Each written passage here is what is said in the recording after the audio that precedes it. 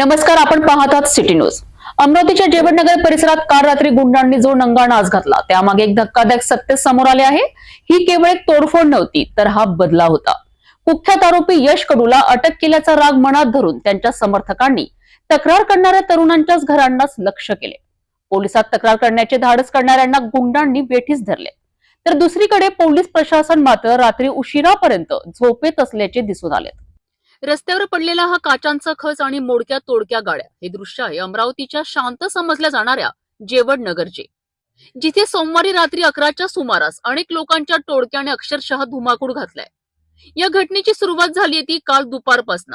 कुख्यात आरोपी यश कडू हा परिसरात दहशत माजवित होता, शिवीगाळ करीत होता आणि त्याच्या या दादागिरीला कंटाळून परिसरातील 3 जागरूक तरुण शुभम जनबंधू, विक्की कांबळे आणि अंकुश तोंडटक्के यांनी हिम्मत दाखवली। हे तिघे थेट फ्रेजरपुरा पोलीस ठाण्यात पोहोचले आणि यश कडू विरोधात तक्रार दाखल केली।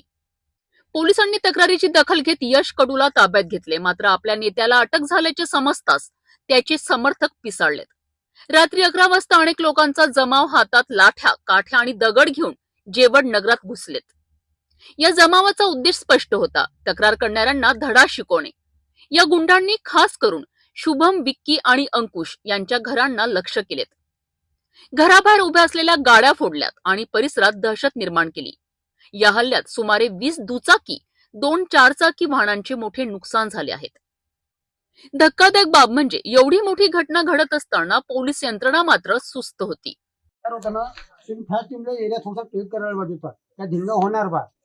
हे तुमचं चुकीचं का आमचं चुकीचं तुम्ही सांगत आहे। काहून त्या बाय राजापेठला आरोपी तयार होता, त्यांचं काम होतं एरियात काही ना काही बंदोबस्त करायचा। ह्या लोकांना बंदोबस्त नाही केला।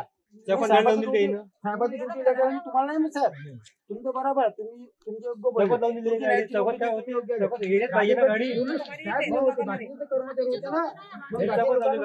नाही बा इथं असं आहे, आरोपी आपल्यापासून धिंगाणा होईल, तुम्ही करा। रात्री 11 वाजता तांडव सुरू झाला, परंतु वरिष्ठ पोलीस अधिकारी तब्बल 2.5 तासानंतर म्हणजेच रात्री 1:30 वाजता घटनास्थळी पोहोचलेत। उशिरा का होईना आता पोलीस ऍक्शन मोडमध्ये आले आहेत। पोलिसांनी रात्रीतून कोम्बिंग ऑपरेशन राबवत आतापर्यंत 5 आरोपींना ताब्यात घेतले आहे।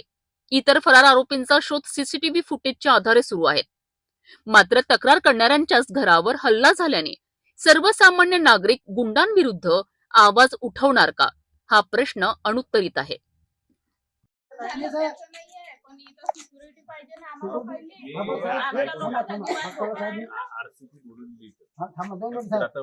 आरोपी आता काय करतो, नुकसान झालं बोलवून आता काय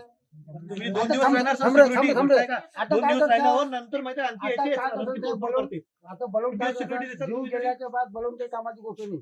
जीव गेला तर काही बोलवून नाही बोलवते तुम्ही लोक बोलव मला तुम्ही सांगा आता हा तुम्ही बोला हे नुकसान भरून देणार का तुमच्या शिपारची आम्ही तर गेलो जीवानो, आम्ही तर पुढे सुटलो बिचारे काळे धंदे गरिबांना।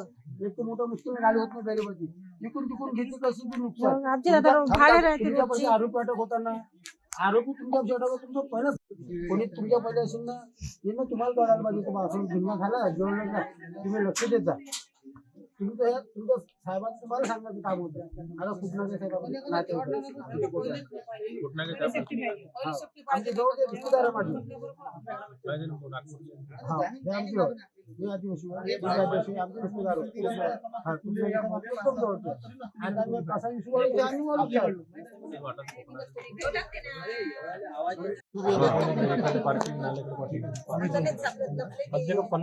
पन्नास जण म्हणते नाल्या